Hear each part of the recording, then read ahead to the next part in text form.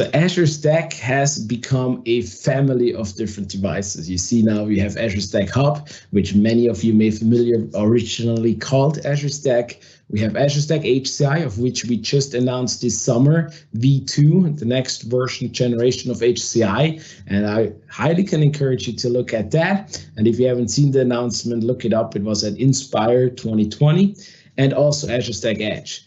And so the reason why these devices came together is because each of these devices has a certain overlap with each other, because you can run compute on each of these. Might be different, but you can run it, IoT, and so on. And that's why we created this family of a way on how you can get hardware from Microsoft and other OEMs to your on-premises. And so when we think about this Azure Stack portfolio, these three different offerings is really about bringing you capabilities across your data center, your branch offices, as well as to the edge location.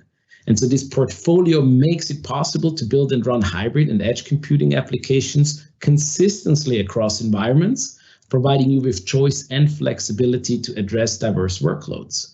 For example, Azure Stack Hub is an integrated system that provides the full stack of Azure services on premises. And since we launched about 2 years ago, Azure Stack Hub is now available in more than 60 countries and is a proven technology. It can run both connected and fully disconnected for those that have those needs. And there are surprisingly a lot of customers that have that need. And it also gives you the flexibility to choose the OEM partner. If you have a big contract with Dell and you just buy Dell hardware or Lenovo, this is all up to you. It's Cisco and HP, where basically you can buy Azure Stack Hubs. This really allows you to comply with the strictest of compliance rules your company may or may not have. So that's important to know. Then we have HCI, which is optimized to run your virtualized applications on premises and provides easy access to Azure services through Azure Arc, and the V2 version is nicely integrated with Arc. And then Azure Stack Edge, which is fully managed appliance that you manage through the portal that brings you that compute and intelligence to the edge. So when we look at Azure Stack Hub, you really have services such as web services, containers, Azure functions that you all bring on premises. It also brings you the Azure Marketplace, where you can use marketplace solutions and deploy them on your on-premises. You can run it fully autonomous, like we talked, disconnected completely or partially. You can use it literally in your bunker or you're an oil rig if you're drilling for oil. I know not many Swiss people probably do, but it really does simplify DevOps. It allows you to have these practices where you have the same way of how you write code and applications for Azure. You can basically use the same thing to run it on premises.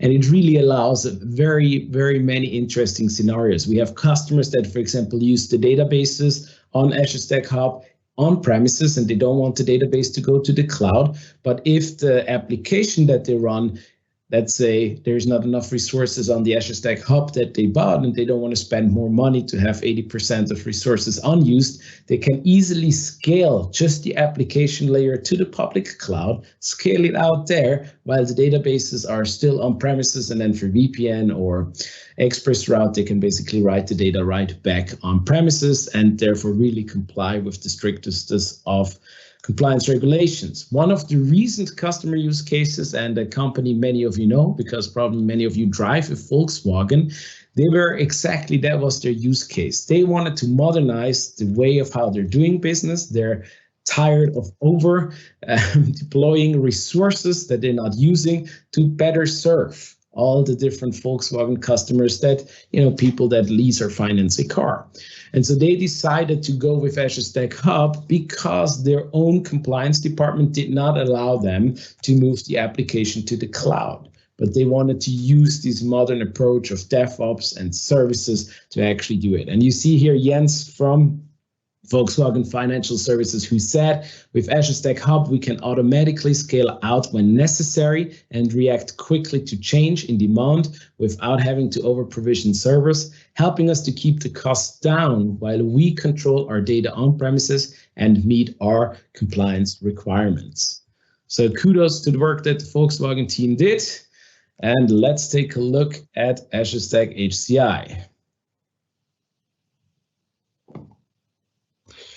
Thank you very much, Dave. So Azure Stack HCI really is something we just recently announced, like a version 2 of Azure Stack HCI, and it's really our solution when it comes to a hyper-converged virtualization platform, right?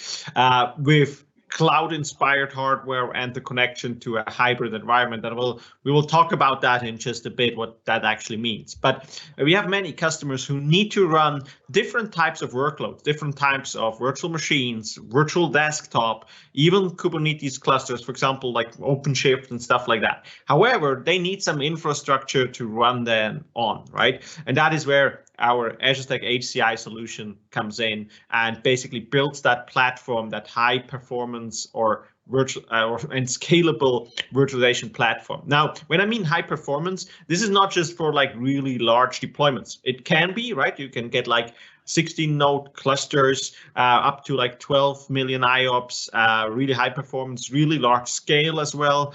But you can also have very small deployments from starting like from 2 nodes. So if you have like very small branch office deployments, you can also do that in a very cost effective manner as well.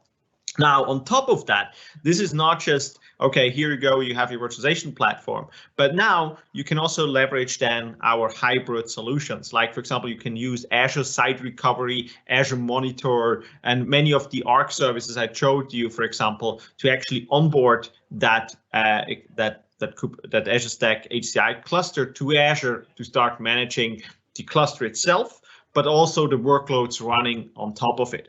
Now, the great thing the team is also working on is that which is especially interesting if you run, for example, multiples of these, is that you have Azure-based management. So you can manage these clusters locally using a tool called Windows Admin Center, PowerShell, System Center, or whatever you use and you're familiar with. But you can also go to the Azure portal and directly deploy a virtual machine from the Azure portal on-premise to one of your Azure Stack HCI clusters. So that is a great combination, bring that all together.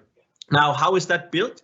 So what we have on the hardware side is we're working with a ton of different OEMs. So there's no specialized hardware. You can really get the hardware from the vendor of your choice.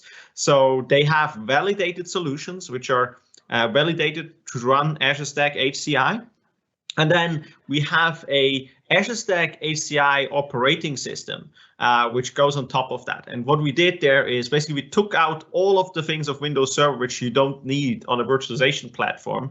So we took out, for example, like a fax server, IaaS, all the stuff you don't need on your virtualization platform. And they did a minimal operating system with all the goodness of driver compatibility and things like that, from Windows Server, but only kept in the virtualization and hyperconverged features for software-defined storage and networking, and then make that available. And then again, on top of that, you can then use Windows Admin Center and then basically connect different hybrid services. So Azure Stack HCI is a really great solution. We also have a customer case there as well. So, for example, the human rights organization uses Azure Stack HCI as well for a longer period of time. And again, they said basically that they gained a lot of, like, when it comes to high performance, that was a really important part. Like Azure Stack HCI can deliver on that as well. And again, really Azure Stack HCI is like, when it comes to performance, it is basically beats everyone in his class. Thank you, Thomas. So let's jump into Azure Stack Edge, the cloud managed appliance from Microsoft that you can use, that really comes in 2 series now. If you have been familiar at Ignite just now in that last month, September, we released a new device type. So you have like let's say we call it the Pro series, which is more enterprise grade, super powerful. And we have the Mini series, which is literally as small that it fits in your backpack and is battery operated, which really allows you to bring that intelligent cloud to wherever you basically need it.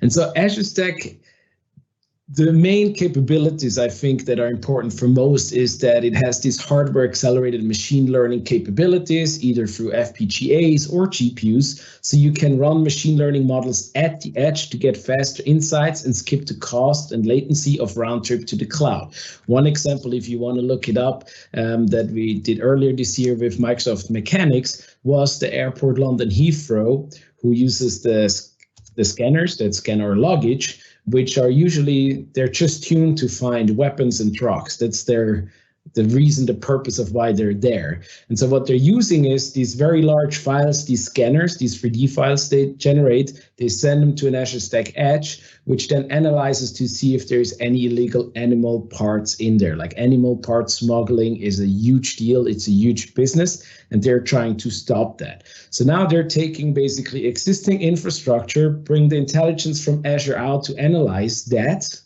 and then basically make the officers aware if there could be something in the luggage that is not supposed to be in the luggage, in this case of contrabands of animal part smuggling. It also allows you to basically process data or run an application on the edge, right there on the appliance. So even here, when I talked before how these devices have a certain overlaps where they do each other's purpose, if you think one of the big examples we announced a while ago was Kroger, who basically transforms the retail floor experience. Let's say they have a legacy application that is either a VM or maybe some other one that's Kubernetes. We're not going back and say, whoa, wait, Azure Stack Edge only does the ML AI stuff. But we're saying, okay, sure, we don't want to force you to also buy an Azure Stack HCI and you just need to run this one VM or this application. You can do that as well right there on that box. It also serves you as a cloud storage gateway, which allows you to set the timer when you want to move data to the cloud, again, keeping your bandwidth management in checkmate. But it also allows you, for example, to anonymize things that you're not allowed to send to the public cloud. That could be if you use live video analytics that has face recognition or something, where you kind of like make this pixelated view, and then you send the data to the public cloud. Now it's anonymized and it's not the full picture being sent to the cloud. So it allows a lot of these things, as well as it is ordered from the Azure portal and it's managed through the Azure portal, all basically coming right from there. So let me show you one. They're going to take me out of the picture here, if that works, with just my screen for the demo. Here we go. So here is like one example where they used Azure Stack Edge, and this was like back, I don't know if you remember, there was once not too long ago a major Ebola outbreak in Liberia, and a team from USAID was deployed to help with developing the response to deal with that catastrophe. And as many things, the first things they needed to do is kind of like organize information, organize the data. And so what is basically done is they deployed an app that was written for Azure onto this appliance that allowed it to make pictures, scan the information, but not just put it in the file explorer and now you're scanning through it, but actually using capabilities, cognitive services to bring that to life. So for example, here, if I search for the word hospital, with that information set, you will see it will find different things that it links or associates to hospital. And now the important thing here, for example, is to know, you see this map over here that showed up with hospital is actually a JPEG. So it's not like a map service like Bing Maps or Google Maps that it's using and used it, but it basically uses OCR to find things like hospital and recognize it and brings it into the search query. And so when you really think about teams that do that a lot, it could be in catastrophe management, but even could be in a law firm where I work. We have a lot of where you bring a lot of data in and we need to make sense of that data. And so another interesting thing is, for example, if we're going to search for Lotha, which is the most northern county of Libya, where it all happened. But before I do that, sorry for that. But here also, because some of you may actually speak French, here you have a French document. And this is also where cognitive services come in. So it shows us this one. And when you look here and I click to the translation, it translated through OCR the text in the document from French to English, recognizes that there is a hospital, and that's why it shows it. So again, for all of you who speak French, you will be able to read this. I guess I didn't pay too much attention in my school time in Switzerland on French, but it really uses basically the OCR possibilities as well as translation to bring you the right data.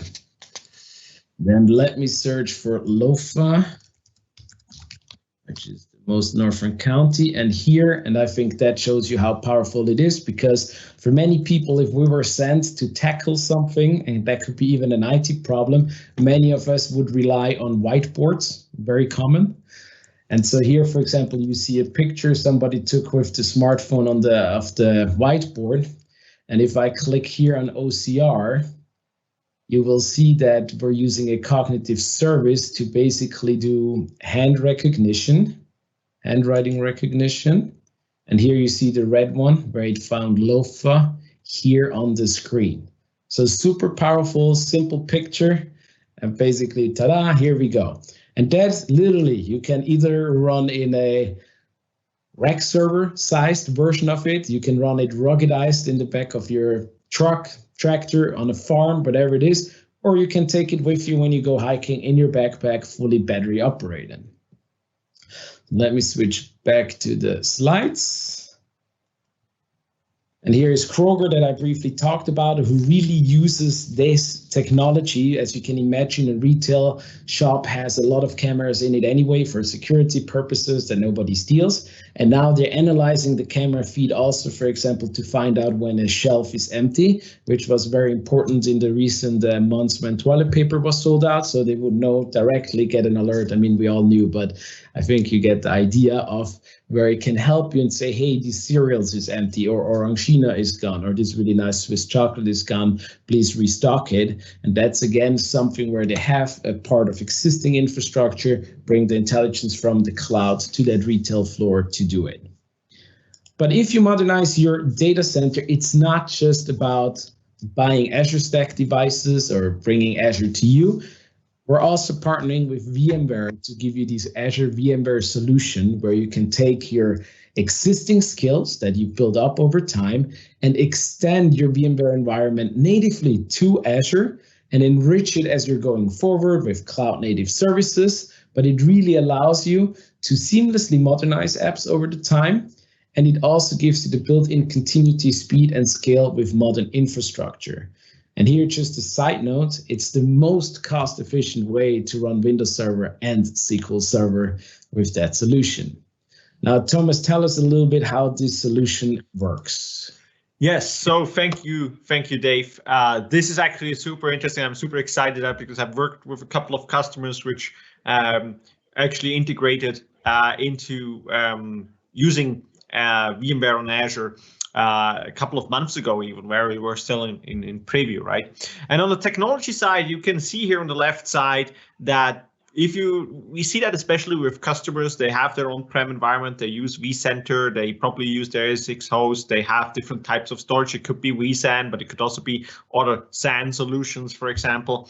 And then in Azure, on the right side, you can see we do basically the same. What we have is we built a VMware environment for you. So you select a couple of different nodes. It's based on vSAN. It's VMware certified. And then you can basically use your existing vCenter knowledge, your vCenter skills, to basically manage that environment, the virtual machines running on top of it, the machines, the physical machines as well.